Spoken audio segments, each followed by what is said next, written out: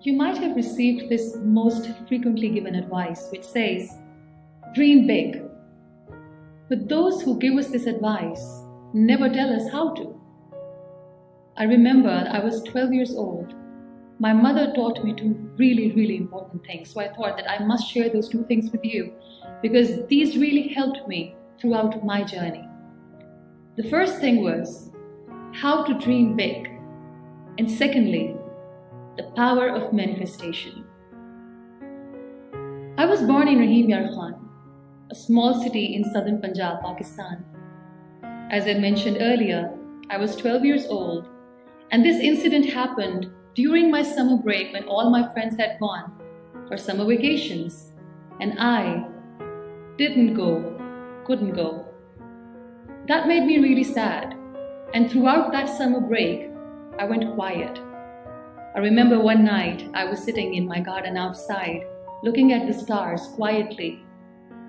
My mother knew something was off. She knew I was sad. So she came outside and she sat right next to me and asked me, "What is it? What is bothering you?" And I, being a 12-year-old, started cribbing and complaining about everything. I told her that I wish I could go for a vacation like my friends. Or maybe I'm not lucky enough as my friends. I wish I was born in a bigger, better city.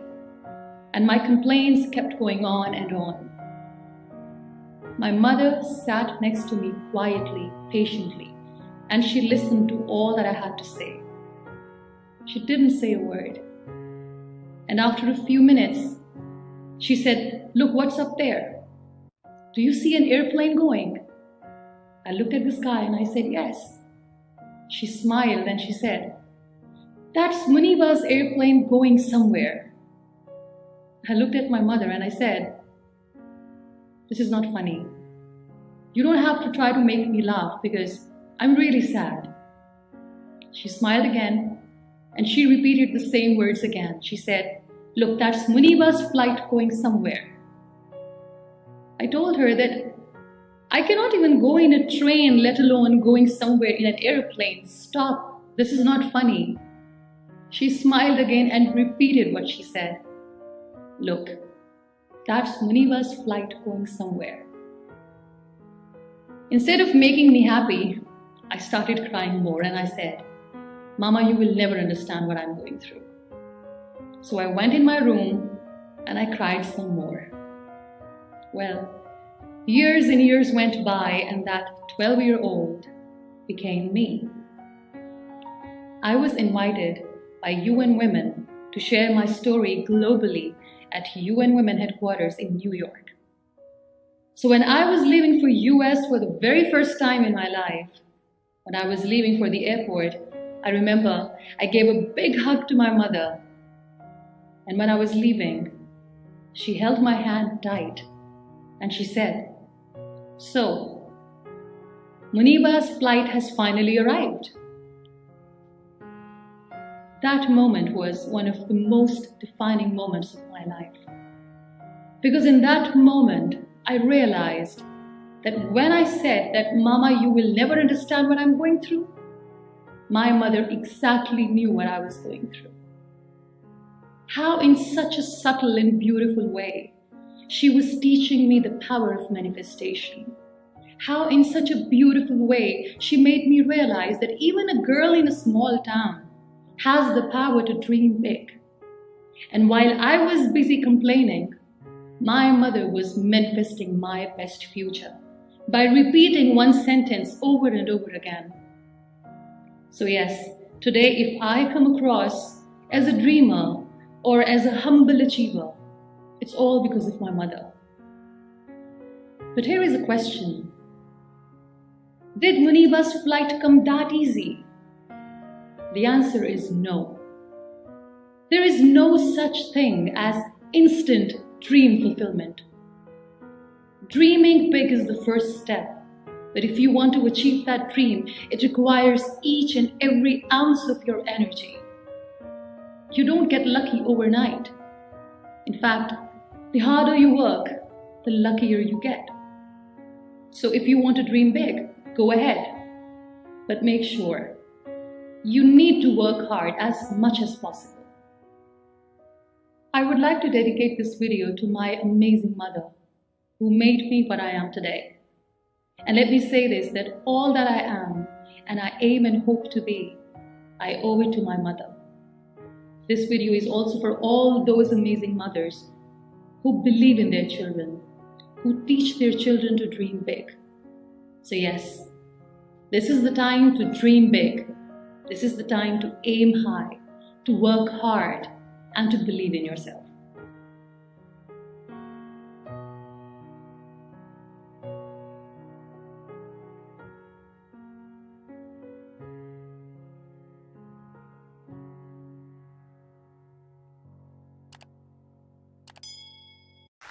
They see my disability, I see my ability. They call me disabled, I call myself differently abled. There are some incidents that happen in your life. Those incidents break you, deform you, but they mold you into the best version of you. And the same thing happened to me. I was 18 years old when I got married. My father wanted me to get married. And all I said was, if that makes you happy, I'll say yes. And of course, it was never a happy marriage. Just about after 2 years of getting married, I met a car accident. Somehow my husband fell asleep and the car fell in the ditch.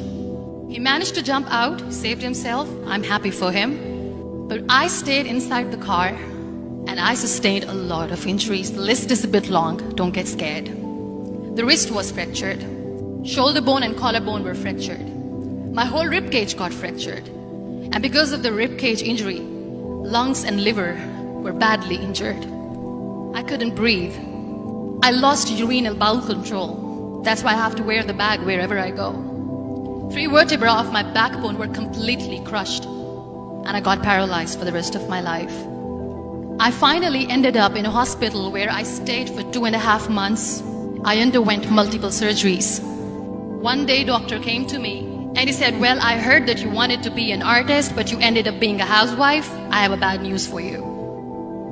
You won't be able to paint again because your wrist and your arm are so deformed, you won't be able to hold a pen again. Next day, doctor came to me and said, your spine injury is so bad, you won't be able to walk again. Because of your spine injury and the fixation that you have in your back, you won't be able to give birth to a child again. That day, I was devastated. I asked my mother, why me? And that is where I started to question my existence. Why am I even alive? And that is where I realized that the words have the power to heal the soul. My mother said to me, this too shall pass. God has a greater plan for you.